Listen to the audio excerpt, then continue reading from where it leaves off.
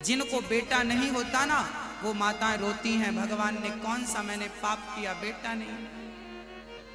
आप रोया ना करो, हमें अच्छा नहीं लगता जब वो स्त्रियां रोती हैं जिनके बेटा नहीं होता। आप मत रोया करो। एक बार जगन्नाथ भगवान का मंदिर किसने बनाया पता है आपको? इंद्रद्युम्न नाम के एक राजा थे जिन्होंने जगन्नाथ जी का मंदिर बनवाया था, और जगन्नाथ जी विश्वकर्मा के रूप में आए थे और भगवान जगन्नाथ जी की स्थापना की थी। तो इंद्रद्युम्न राजा थे, उनकी पत्नी का नाम था गुंडीचा। उनके कोई संतान नहीं थी। वो रोज जगन्नाथ जी के मंदिर जाते और बहुत देर तक जगन्नाथ जी की पूजा करते थे, बहुत प्यार करते थे जगन्नाथ जी से। मैया जी, एक दिन भगवान जगन्नाथ जी प्रकट हो गए, बेटा तुम क्या चाहते हो, जो मांगोगे मैं तुम्हें दूंगा।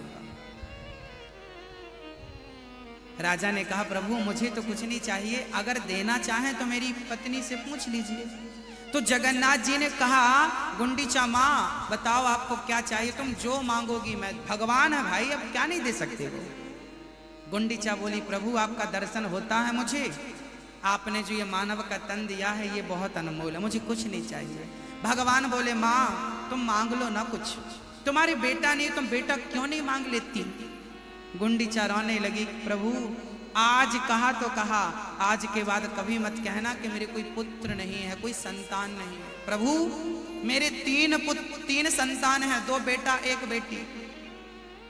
जगन्नाथ जी ने कहा माँ असत्य क्यों बोलती हो, मैं तुम्हारी किस्मत को पढ़ रहा हूं, तुम्हारे भाग्य में कोई संतान सुख नहीं है, पर मैं तुम्हारी तकदीर बदलने आया हूं। गुंडीचा बोली प्रभु आप जो लिखा है वो पढ़ रहे हैं, पर मैं वो बात कहने जा रही हूं जो आपने लिखा ही नहीं। क्या? तब गुंडीचा ने कहा प्रभु कभी मत कहना कि आप मेरा बेटा नहीं है, मेरे 2 बेटे हैं। पहले बेटे का नाम जगन्नाथ है, दूसरे बेटे का नाम बलभद्र है, एक बिटिया है जिसका नाम सुभद्रा है, तुम तीनों मेरे ही बेटे हो। भगवान को अपना बेटा मान लिया था गुंडीचा ने, इसलिए आज भी साल में एक बार 8 दिन के लिए भगवान जगन्नाथ जी अपनी माँ के घर जाते हैं। जब रथ यात्रा निकलती है तो अपनी मौसी माँ के घर जाते हैं, गुंडीचा के घर। ये वही माँ है जिसने बेटे के रूप में पाया था। और आज भी जब पितृपक्ष आते हैं ना तो जगन्नाथ भगवान के द्वारा आज भी उन माँ बाप का पिंडदान किया जाता है। तुम्हारा बेटा कितने दिन तक पिंडदान करेगा, क्या क्या करेगा? अच्छा ये बताओ, यदि बेटा ना पाने से स्त्री अभागिन होती है तो मुझे बताओ क्या यशोदा माँ के कोई बेटा था? बोलो बोलो मेरी माँ, यशोदा ने क्या गर्भ से कृष्ण को जन्म दिया था? यदि बेटा ना होने से स्त्री अभागिन है तो यशोदा भी अभागिन होनी चाहिए ना। मेरी माँ, बेटा बेटी से कोई भाग्यशाली या अभागी नहीं हो जाता। गोविंद को अपना बेटा, जीवन में जिस चीज का अभाव हो उस जगह भगवान का भाव बना लेना चाहिए। बेटा नहीं है तो कृष्ण मेरा बेटा है। त्वमेव माता च पिता त्वमेव, यशोदा ने बेटा बनाया कि नहीं? गोपियों ने पति बनाया कि नहीं? ग्वाल वालों ने मित्र बनाया कि नहीं? सुदामा ने मित्र बनाया कि नहीं? बोलो भाई। अर्जुन ने प्रेम के कारण कन्हैया से रथ हकवाया कि नहीं? प्रेम के कारण छिलकों का भोग लगाया कि नहीं?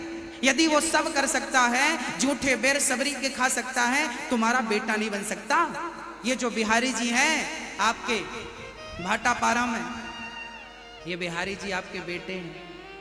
तुम्हारा बेटा ना हो तो बिहारी जी में बेटे की दृष्टि बना लो, पति ना हो तो बिहारी जी को पति की दृष्टि में देखो, पिता ना हो तो बिहारी जी को पिता की दृष्टि से देखो, भाई ना हो तो बिहारी जी को अपना भाई बना लो, बिटिया ना हो तो राधा रानी को अपनी बेटी बना लेना, वो तुम्हारी बेटी बन जाएगी।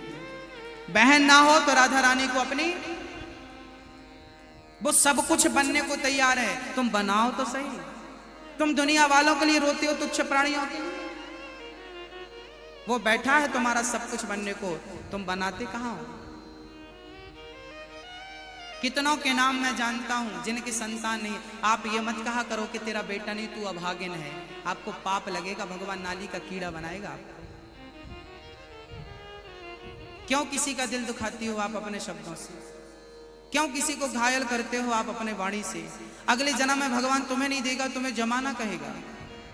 हाँ, किसी को देखकर हंसा मत करो, क्योंकि यदि आपने हंस दिया ना तो ईश्वर वही स्थिति आपकी भी कर देंगे। हाँ, है ना? हाँ। किसी का अपमान ना करना, किसी का अनादर ना करना, किसी का तिरस्कार ना करना, किसी का परिहास ना। समाज भरी सभा में आप किसी का अपमान कर देते हैं, अरे तुम तो ऐसे लोग चलो, गलत है। ईश्वर सब नोट कर रहा है, दिखाएगा वो। उसके घर देर हो सकती है, अंधेर नहीं। जिनके बेटा नहीं होता, बेटा क्यों नहीं होता, इसका कारण भी मैं आपको बताऊंगा।